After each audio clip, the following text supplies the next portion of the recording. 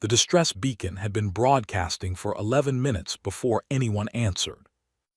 The White Meridian sat alone in neutral space, painted white from bow to stern, its hull marked with the blue cross of United Earth Medical Command, the same symbol every spacefaring civilization had agreed, in writing, meant hands off. The ship carried no rail guns, no missile tubes, no point defense arrays. It carried surgical bays, blood reserves, and 312 patients who could not walk on their own. Dr. Petra Solis was in the middle of a spinal reconstruction when the proximity alert sounded.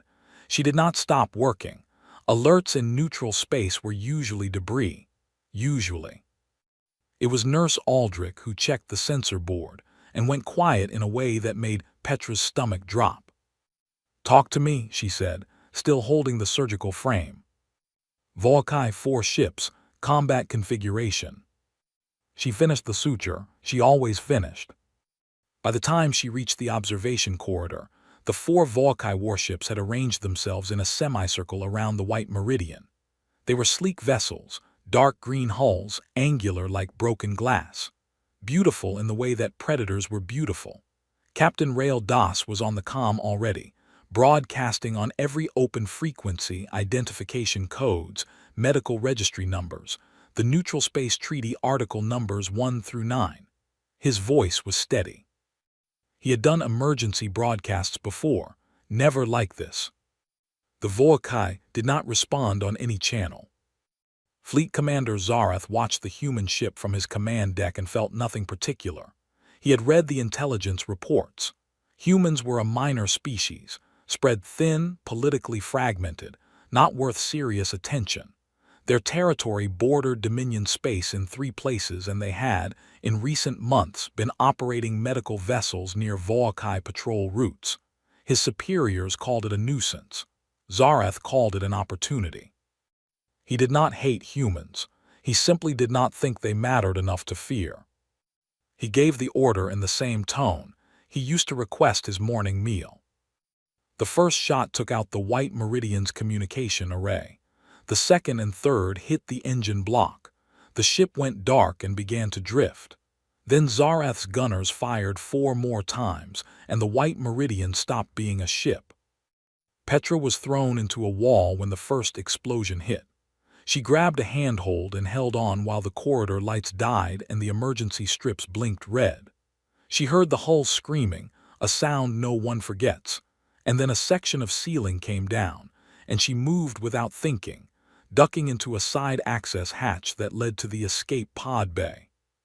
She pulled 3 people in with her, a medic named Dirk, an orderly whose name she would later learn was Cass, a patient, a young soldier with both legs in polymer casts who had been crawling down the corridor alone. She hit the release and the pod fired. Through the pod's small viewport she watched the White Meridian die. It did not explode all at once. It came apart in pieces, slow and quiet in the vacuum, each section tumbling in a different direction. She could see the surgical bay she had been standing in 40 seconds ago. She could see the ward where her patients were. Past tense now, all of it past tense. Dirk was saying something. She could not hear him. Her hand, moving on its own, found her personal recorder clipped to her coat pocket. She pressed record. She pointed it at the viewport. The Volkai ships did not pursue the escape pod. They were already leaving. Zarath had made his point, whatever point he believed he had made, and he had other routes to patrol. Petra kept the recorder running. She did not speak for a long time. When she finally did, her voice came out very flat, the way voices do when the mind has gone ahead of the feelings. "This is Dr. Petra Solis, Chief Medical Officer, UEMC Hospital Ship White Meridian, registry number 77 Bravo Indigo 4. The date is March 14th. The time is 6:11. The White Meridian has been destroyed by Volkai Dominion warships in neutral space at coordinates I am transmitting now. The ship was unarmed and clearly marked under treaty protocol. We were broadcasting our identification continuously at the time of the attack." She paused. "Captain Rail Das did not make it to the pods. I don't think many people did." She lowered the recorder but did not turn it off. The soldier with the casts was gripping the seat frame very hard. Cass had her head down. Dirk was staring at nothing. Outside, the debris field caught the light of the distant star and glittered. Petra pressed herself against the cold wall of the pod and thought about the 312 patients. She thought about the ones who had been awake, who had known what was coming when the lights went out. She thought about the Volkai wounded that her team had been treating in Bay 4, 2 soldiers who had been injured in a different conflict entirely, given the same care as every human patient, who were dead now alongside the people who had saved their lives. She thought about what Earth would say when it heard this recording. She thought about what Earth would do. The pod drifted through the quiet dark, and Petra Solis said nothing more. She just kept the recorder running, pointed at the wreckage, making sure every frame was captured and every second was saved. Some things needed to be witnessed. The cargo hauler's steadfast margin found the escape pod by accident. Its pilot, a retired freight runner named Bowl, had been running a routine scan for salvageable materials when the pod's emergency beacon pinged. He almost ignored it. Salvage law was complicated near neutral space debris fields. Then he noticed the UEMC markings and changed course. He pulled 4 survivors aboard. One of them handed him a recording device the moment she stepped through the airlock, before she accepted water, before she sat down. "Get this to Earth Command," she said. "Don't copy it, don't broadcast it. Physical delivery or direct encrypted line only. Do you understand?" Bowl looked at this woman, white coat, blood on her sleeve, completely calm in the way people got when they had already processed the worst thing, and he understood that she was not being dramatic. "I understand," he said. The recording reached Earth in 71 hours. It sat on a desk in the United Earth Intelligence Directorate for 6 minutes, while the analyst who received it watched it 3 times in a row without moving. Then she picked up her secure line and called her supervisor. Her supervisor watched it once. He called the Security Council liaison.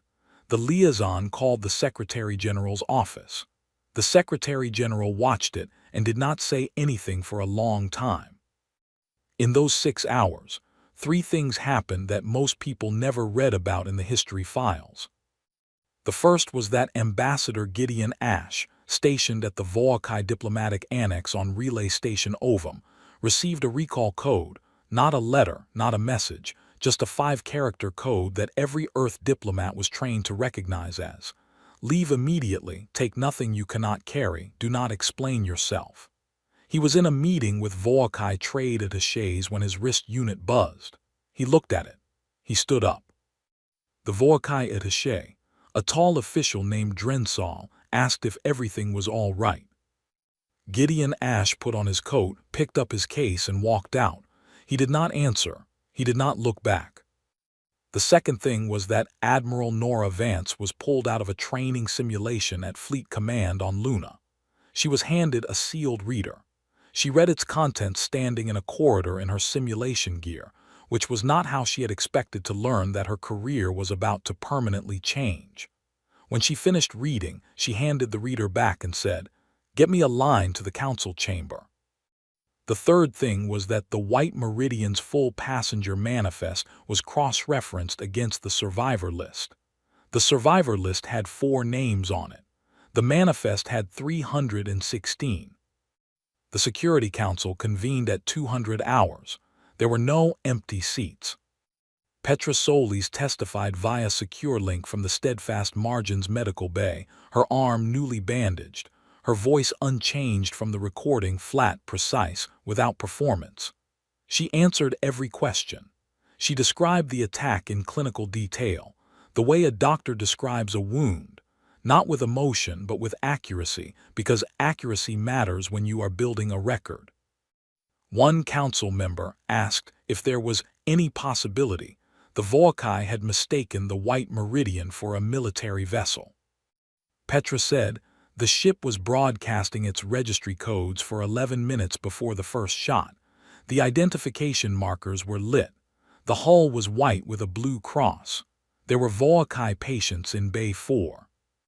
They would have known exactly what they were firing on. No further questions were asked. The vote was not close. It was not long. The chamber was quiet enough that people later said they could hear the ventilation system running. Unanimous. United Earth declared a state of total war against the Volkai Dominion at 3:47 hours, March 17th. There was no press release prepared in advance. There was no speech. The declaration was transmitted on diplomatic frequencies to every Volkai communication relay within range and to every neutral party monitoring station in the sector. Plain language, no preamble, no list of grievances, no demands, no grace period. Just we are at war. Admiral Vance was given command of the unified fleet response before the sun rose on Luna. She stood in the council chamber in the same simulation gear she had been wearing for 3 hours and listened to the briefing on available assets, current fleet positions, and estimated Volkai military strength. When the briefing officer finished, Vance asked her one question. Any engagement restrictions? The Secretary General looked at her across the table. He thought about the recording. He thought about the manifest. He thought about the 4 names on the survivor list against 316 on the other one. None, he said. Vance nodded.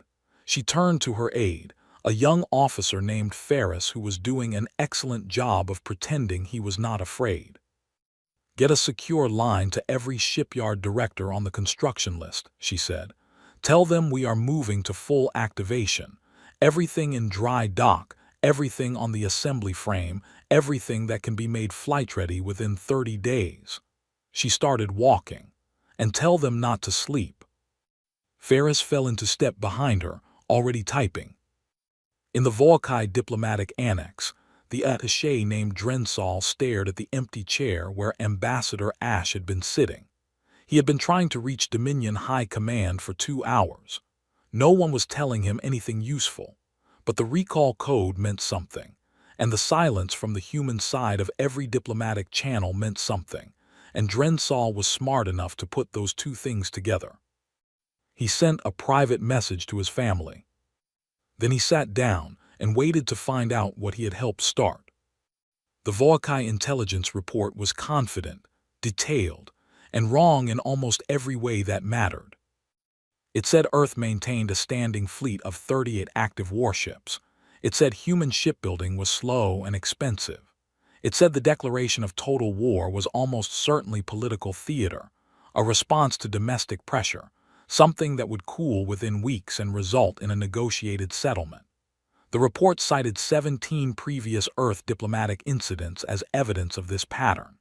It concluded that the Dominion should hold position, make no concessions, and wait. Fleet Commander Zarath read the report and felt reassured. Elder Council Speaker DHA Voss read the same report and felt nothing of the kind.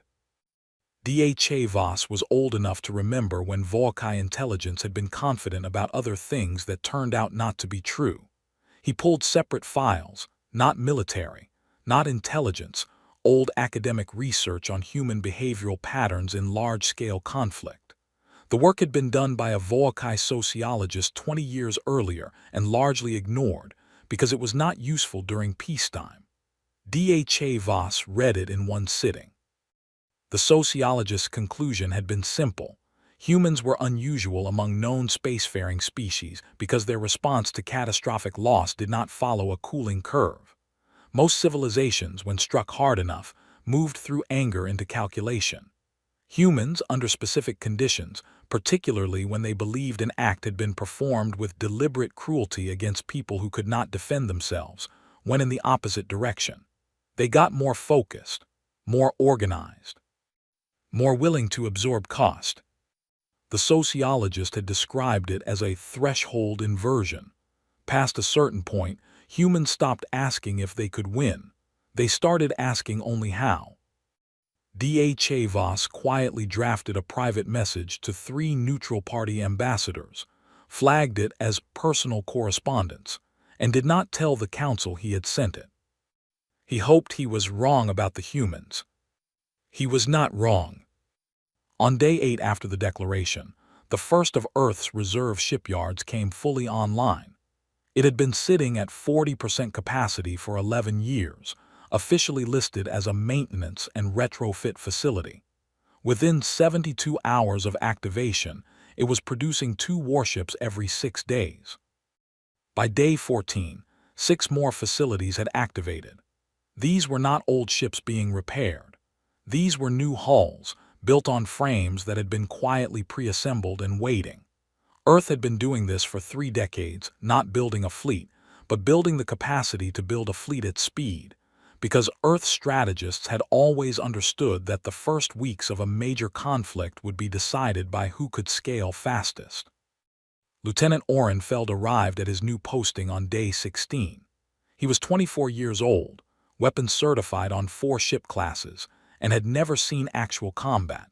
He had volunteered for the Unified Fleet Response the morning after the war declaration, before he had even finished reading the full announcement.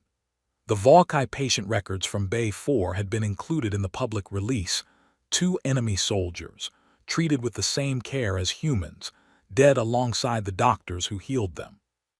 That detail had settled something in Oren that he could not explain in words. He stopped trying to explain it and focused on his assignment instead. The ship he boarded was the ISV Hammer Claws, a strike-class vessel, lean and fast, built for close-range engagement rather than long-distance bombardment. Its hull was not white. Its crew of 91 moved through the corridors with a particular kind of quiet purpose that Oren recognized from training as the behavior of people who had decided something and were no longer second-guessing it. He introduced himself to his section head, a veteran officer named Riss who had a prosthetic right hand and a habit of checking his weapon lock twice before speaking. "First deployment?" Riss asked. "Yes." "Good, you won't have anything bad to unlearn." The fleet assembled at the outer marker above the 6th planet of the Tennis system, a cold, uncolonized world that served as a rally point because it had no settlements to protect and 3 jump corridors leading toward Volkai territory. Ships arrived in groups of 4 and 6, took position in assigned sectors, and waited. On day 22, Admiral Vance arrived aboard her command ship. She made no speech. She transmitted one line of text to every ship in the formation. "Count your vessels." The reply came back in 3 minutes. 467 ships, more than 10 times what Volkai intelligence believed Earth could deploy. Orenfeld was in the observation bay when the count was announced. He had been there for an hour watching ships arrive. He had stopped counting at 60 because the number had stopped feeling like a number and started feeling like something else, like a statement. Like an answer to a question the Volkai had asked when they fired the first shot. He thought about the White Meridian, about the 312, about the fact that somewhere in this fleet, Petra Solis was aboard a support vessel as a civilian advisor, and she had agreed to come because she said someone who was there should be there at the end. He understood that. On the Volkai border, 17 monitoring stations registered the incoming contacts simultaneously. The automated alert system triggered across 12 Dominion patrol ships, which relayed the contact report up the chain to Zareth's new flagship. The sensor officer read the count aloud. Zareth made him read it a second time. Then a third. The number did not change. 467 human warships, moving in total silence toward the border, at a speed that suggested they had no intention of stopping. Zareth expected them to come for blood first. Every military doctrine he had ever studied said the same thing. When a civilization declares total war, it strikes at population centers, government infrastructure, symbolic targets. The goal is fear. Destabilize the civilian core, shatter confidence, and the military machine loses its foundation. It was how the Volkai fought. It was how every species the Dominion had ever faced had fought. He had positioned his defense fleet accordingly, deep formations protecting the homeworld and the three primary colony systems. Heavy guns pointed outward, waiting. Admiral Vance did not go for the homeworld. She went for the pipes. The attack lasted 9 hours, 16 target groups, each one carefully selected over the preceding 3 weeks by Earth's Tactical Planning Division, people who had spent years studying Volkai logistics and found the shape of something that looked, from the outside, like a functioning military empire, but was actually a system held together by a surprisingly small number of physical connections. 12 resupply depots, 4 active shipyards, not the ones protecting the homeworld, but the secondary yards that produced replacement parts, ammunition, and fuel cells for forward-deployed fleets. Every communication relay within 4 light towers of the border. Every automated resupply drone platform. All 16 target groups were struck within the same 40-minute window. When it was over, the Volkai Dominion's forward military logistics network had effectively ceased to function. Ships at the border could still fight. They could not resupply. They could not get replacement parts. They could not communicate reliably with Homeworld Command. They had what was in their holds and nothing more. The hammer claws hit the relay station at Volkai Grid Point 7, which was the communications hub for the Dominion's entire northeastern patrol sector. 43 ships that would now be operating on stored orders and short-range radio for the foreseeable future. Ohrenfeld fired the shot that killed the station's transmitter array. A precise burst, 2 seconds, targeted to disable rather than destroy because Vance's orders had specified, disable, not demolish. They needed the stations intact for future use. They were not destroying Volkai infrastructure. They were taking it. He had trained for shots like this on simulation for 2 years. His hands did not shake. That surprised him slightly. What surprised him more was the silence after. No return fire. The station had no weapons. It was a communications platform, not a warship, and the 3 Volkai patrol ships assigned to protect it had already received emergency orders to fall back toward the homeworld. The station was simply abandoned. Riss walked past his station afterward and put a hand briefly on his shoulder. No words. Oren nodded. Across the entire strike operation, Earth lost 1 ship, the ISV Torden, a mid-weight vessel that moved into the wrong angle during a debris scatter and took hull damage that proved unrecoverable. 22 crew. Vance noted it in her log and gave the order to continue. Zareth understood what had happened by hour 3.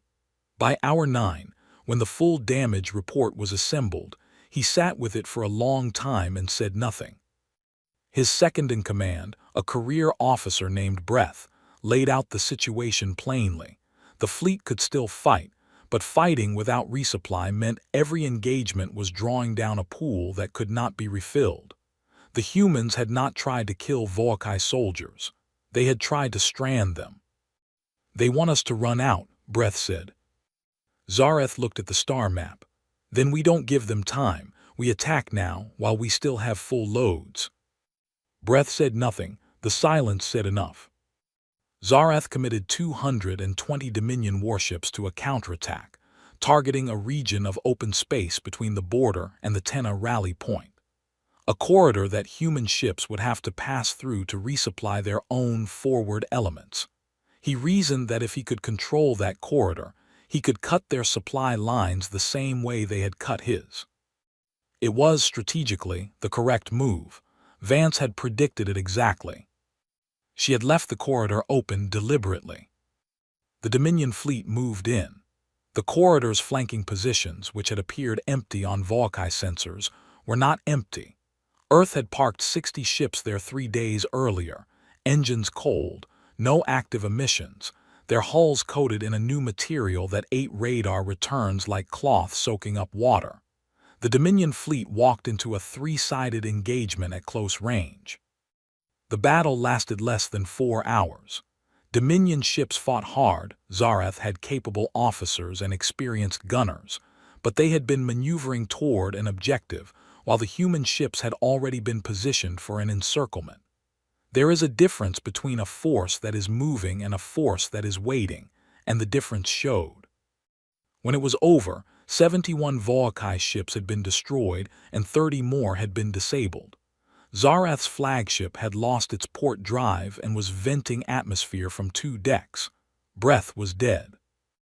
On the support vessel Recavis, Dr. Petra Solis watched the engagement data feed with Ferris, who had been assigned to her as a liaison.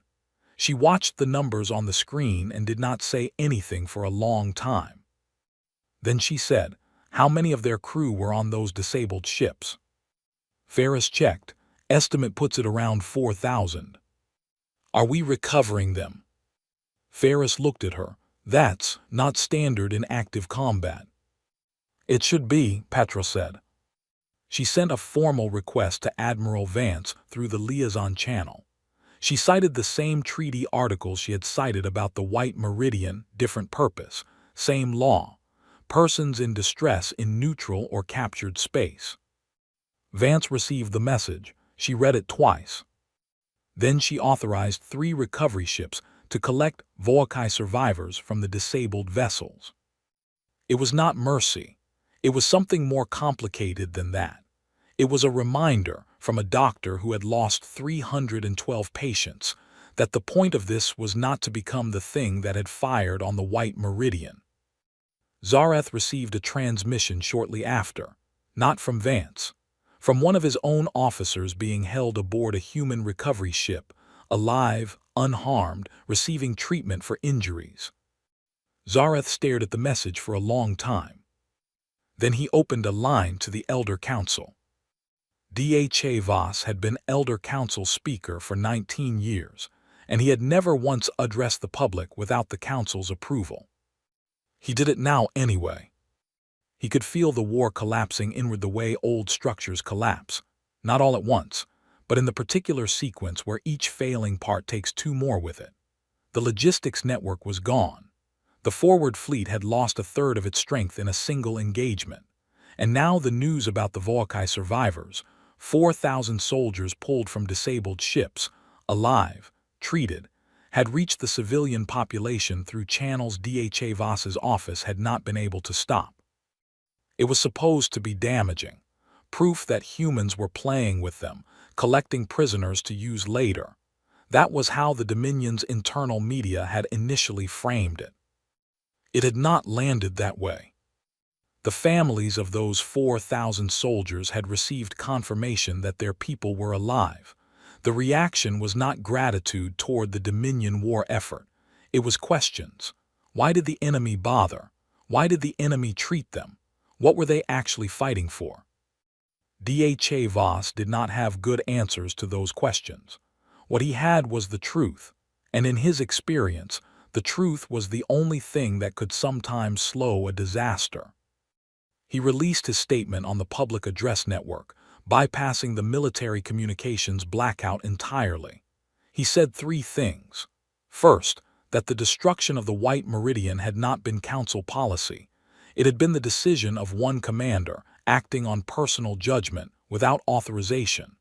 Second, that Zarath had been removed from command effective immediately, pending full council review.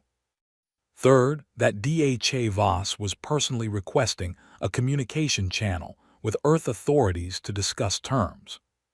The council was furious. Zarath was quietly placed under guard in his own quarters before he could respond publicly. The statement reached Admiral Vance on day 31. She read it on the bridge of her command ship, standing, which was how she read most things. She handed the reader back to Ferris. "Does he think this stops the operation?" she said. It was not really a question. Ferris said carefully, "He may be hopping." Vance looked at the star map. Forward elements are 12 hours from the Volkai secondary colony at Tereth Point. That colony has a military staging base and a population of about 800,000 civilians. She paused. "We are not hitting the civilian population. We are hitting the staging base. Make sure every ship commander understands the distinction and has reviewed the targeting constraints." "Yes, Admiral." and send a response to HFY. Tell him we acknowledge his message. Tell him that if he wants to discuss terms, he can start by delivering Zarath to us in person. Until that happens, the operation continues." The response was transmitted. HFY read it in his private office and sat with it for a long time. Meanwhile, Zarath was not as contained as the council believed. He still had loyalists. The guards assigned to his quarters were officers who had served under him for 8 years, who believed that what he had done to the White Meridian was a hard call but a defensible one, that humans had been encroaching on Dominion space, and someone had needed to send a message. They let him access a secondary communication terminal. He did not contact the press.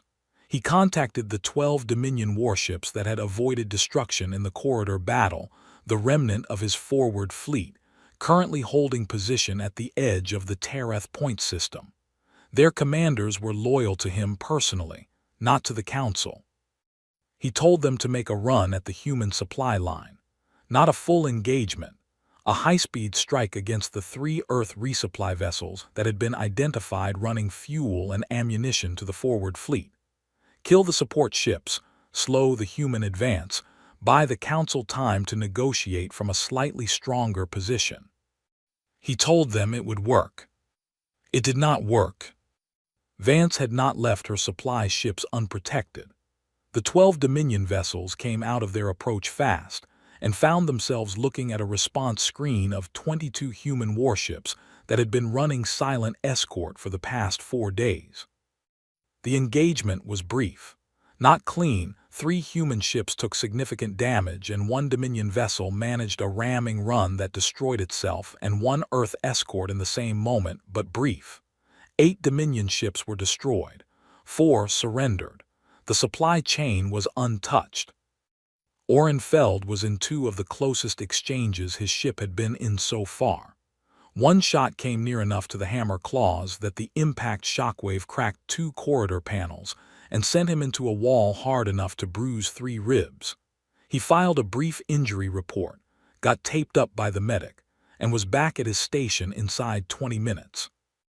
Riss found him there afterward and said nothing, which Oren had learned was how Riss expressed that he had been worried.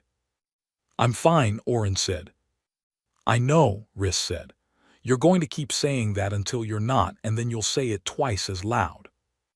That was as close to a caring conversation as Riss ever got, and Oren appreciated it.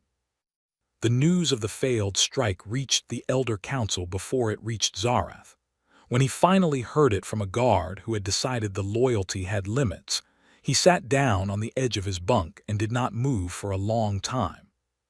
He had been so certain that humans would stop, that they would reach a point where the cost calculation shifted, where the sensible choice was a ceasefire.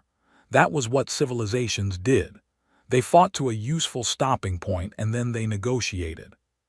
He had never really considered that humans might not be looking for a stopping point, that they had crossed a threshold he had not recognized, and on the other side of that threshold, the math worked differently.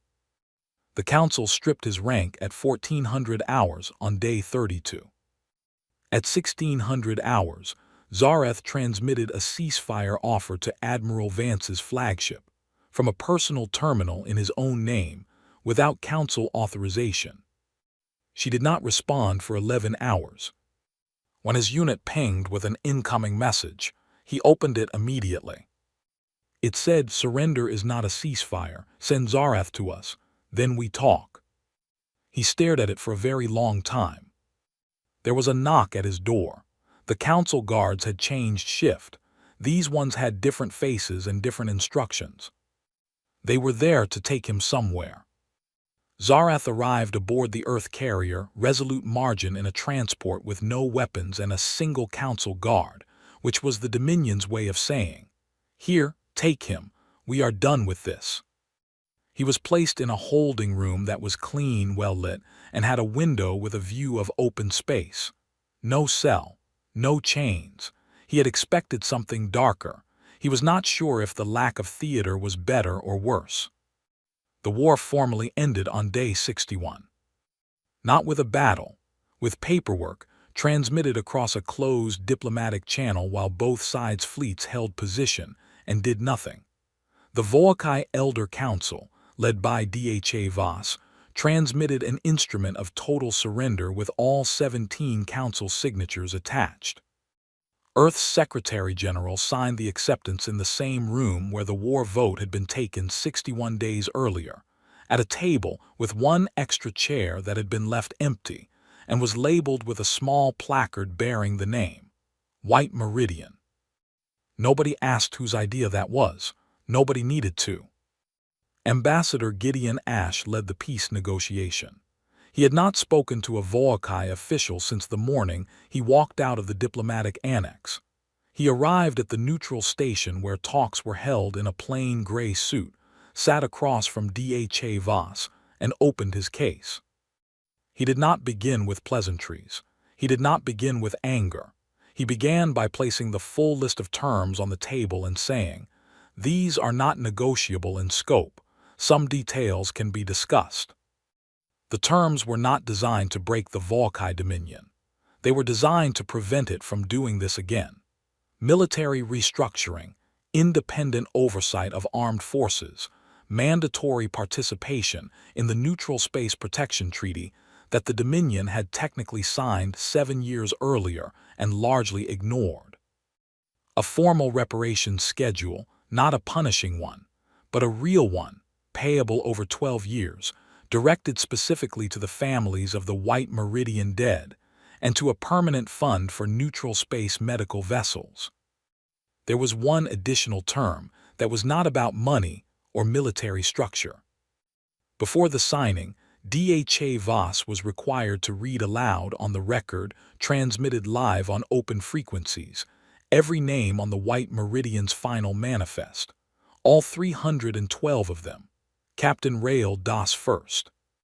HFY Voss had read the list in private to prepare. It had taken him 22 minutes.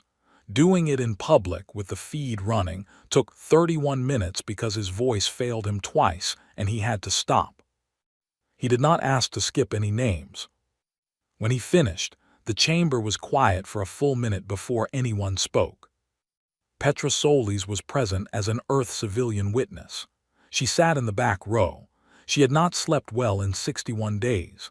She had not been able to, but she sat straight and she watched HFY Voss read every name and she did not look away. Afterward, a Volkai junior diplomat, young, newly assigned, a background figure who had spent most of the summit carrying files and standing near walls, wrote a single line in his personal log that would not become public for 30 years. When historians began compiling the first serious accounts of what was later called the 61-Day War. He wrote, "I always thought the stories about humans were exaggerated. I was wrong. What frightens me most is not that they fought so hard, it is that they stopped." He meant it as a warning about what humans were capable of. Later readers decided it was a compliment. Both interpretations were probably right. Zarath stood trial at the Earth-Volkai Joint Tribunal, a new body created specifically by the peace terms. The evidence was simple and complete: Petra's recording, the ship's automated logs recovered from the debris field, and the testimony of the 3 other survivors.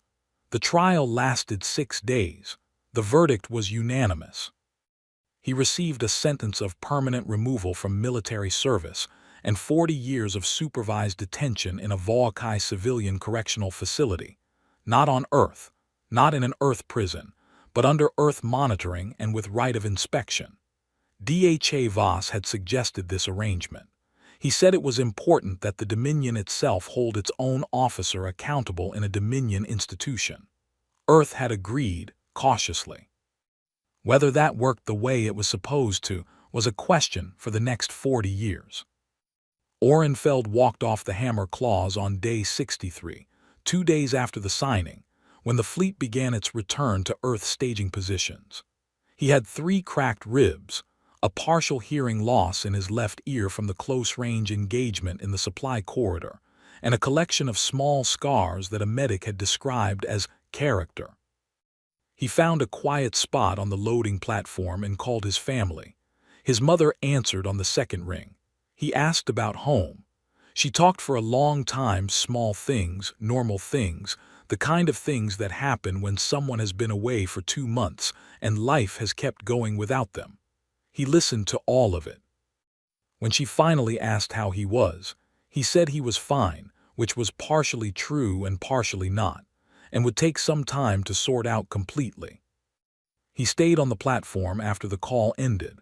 He sat on the edge of a cargo ramp and watched the sky, which from his position was full of stars and the distant shapes of ships moving to assigned orbits.